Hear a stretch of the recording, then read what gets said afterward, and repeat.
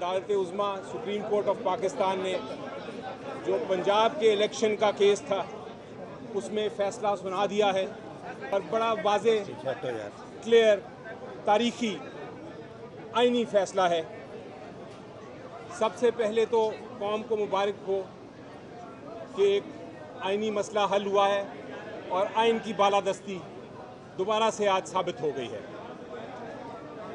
अदालत ने सबसे पहले तो ये कहा है कि जो इलेक्शन कमीशन ऑफ पाकिस्तान का फ़ैसला है जिसमें 30 अप्रैल से इलेक्शन की डेट को शिफ्ट करके अक्टूबर में ले जाया गया था, वो गैर आइनी और गैर कानूनी है और उसको कलअदम करार दे दिया है। उसके साथ साथ अदालत उज़्मा ने सुप्रीम कोर्ट ऑफ पाकिस्तान की 3 मेंबर बेंच ने ये कहा है कि जितने भी केयर टेकर गवर्नमेंट के ऑफिशियल्स हैं, केयर टेकर गवर्नमेंट समेत फेडरल हुकूमत के ऑफिशियल्स हैं, हुकूमत के जो ओहदेदार हैं उनके समेत सब पे पाबंदी है। उनकी ज़िम्मेदारी है कि वो इलेक्शन कमीशन ऑफ पाकिस्तान का इस इलेक्शन में भरपूर मदद करें। और उस सिलसिले में अदालत ने ये कहा है कि जो पैसे चाहिए 20 बिलियन या 21 बिलियन रुपीस वो फेडरल हुकूमत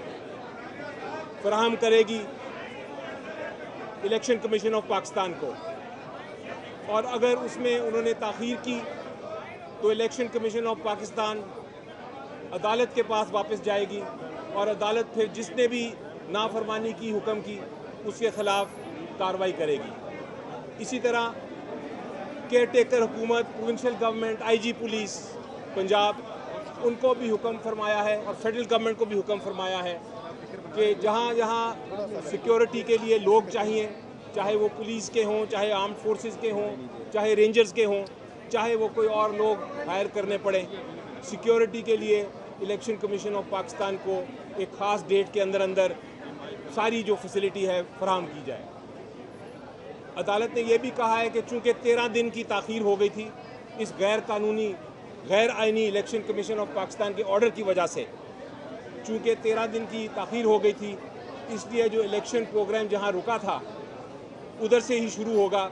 और इलेक्शन 13 दिन के बाद होंगे, यानी कि बजाय 30 अप्रैल के वो 14 मई को इलेक्शन होल्ड होगा और उसमें किसी किस्म की ताख़ीर जो है वो बर्दाश्त नहीं की जाएगी। इससे कॉन्स्टिट्यूशनली क्लियर फ़ैसला नहीं हो सकता मेरी नज़र में। साथ अदालत ने यह भी वाज़े कर दिया है कि जो 5 और 3 रुकनी बेंच की बातें हो रही थी, अदालत ने क्लियर कर दिया है कि वो 5 रुकनी बेंच ही था और उसमें मेजॉरिटी फ़ैसला माइनॉरिटी फ़ैसला जो है वो अलग है, जो जस्टिस मंसूर अली शाह साहब ने किया और मंदोखेल साहब ने किया, और मेजॉरिटी फ़ैसला जो चीफ़ जस्टिस और बाकी दीगर जजरा साहबान ने किया वही वैलिड और वही लीगल फ़ैसला है। उसके अलावा और कोई फ़ैसला नहीं माना जाएगा सुप्रीम कोर्ट में। ये भी क्लियर कर दिया कि जहाँ तक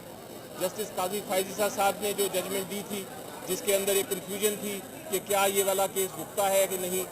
इस कोर्ट ने यह भी फैसला कर दिया है कि उस जजमेंट का, उस फैसले का इस फैसले पे या इस केस के कार्रवाई पे कोई असर नहीं। तो फिर एंड में मैं यही कहूँगा कि मुबारक हो 14 को इलेक्शन अब पंजाब असेंबली